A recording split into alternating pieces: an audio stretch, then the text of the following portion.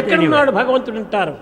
You may question, where is God? పిచ్చివాడ, ఎక్కడ చూచినా ఉంటున్నాడు భగవంతుడు. Madman, God is everywhere. ప్రేమనే భగవంతుడు, love is God, సత్యమే భగవంతుడు, truth is God, శాంతమే భగవంతుడు. sacrifice You are God. the embodiment of truth, you are the embodiment of peace, you are the embodiment of love.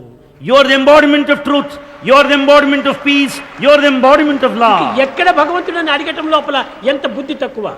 To ask a question, where is God, it is a foolish question. అనేక మంది రామకృష్ణ దగ్గరికి వచ్చి, పరమహంస దగ్గరికి వచ్చి, నీవు దేవుణ్ణి చూచావా అన్నారు.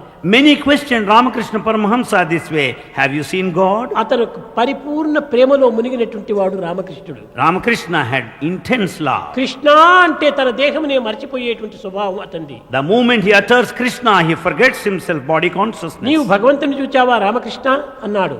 People asked, have you seen God, Ramakrishna?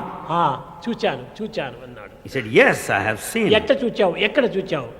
Where have you seen? How did you see him? నిన్ను నేను ఏ రీతిగా చూస్తున్నానో అట్లా చూచాను అన్నాడు. Just as I see you, I see God also. అయితే నాకు కూడా కనిపిస్తాడా? Then will I see him?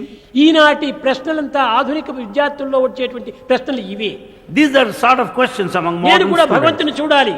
I too want to see God. ఎట్లా చూడాలి? How to see? ఇదే మార్కెట్ లో ఉండేటువంటి పదార్థమా? Is it an object present in the market? దాన్ని ఏమైనా తలుపులు తెరిచి చూపించడానికి అదొక ప్రయత్నం చేయాలనా? Or would you like to open the doors and అది see? కాదు. It's not that. ఎక్కడ చూసినా నువ్వు చూస్తున్నావు భగవంతుణ్ణి. You see God everywhere. అయితే దాని నిమిత్తమై నీవు తగినటువంటి యొక్క విచారం చేయటం లేదు.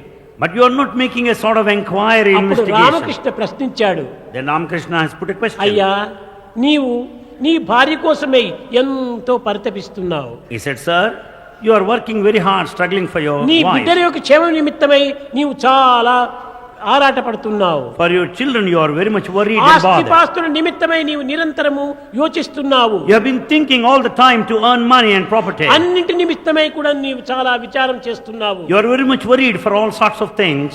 ధనేషణ ధారేషణ పుత్రేషణ లోపల నీవు మునిగిపోయావు. You spend all the time for wealth and the family and your wife. ఇట్టి ఈశనాత్రయములో మునిగినటువంటి నీకు దైవ ప్రేమ ఎట్లా చిక్కుతుంది? The one who is completely submerged with these anxieties A and worries, విధంగా నీవు how do you భార్యా know బిడ్డల God? నిమిత్తమై నీవు ఆలోచన చేసి విచారం చేస్తున్నావు, ఆ విచారాన్ని భగవంతుని వైపున మరల్చు. The way you are anxious, the way you are worried for your family, if you have same worry, then you will see భగవంతుని God. పైన విచారం చేయక, భగవంతుని కోసం తప్పించక, ప్రకృతి కోసం తప్పించుకుంటూ భగవంతుని కనిపించాలంటే ఎట్లా కనిపిస్తాడు? Without proper inquiry, without any anxiety, without any yearning and pining, how do you expect to see God?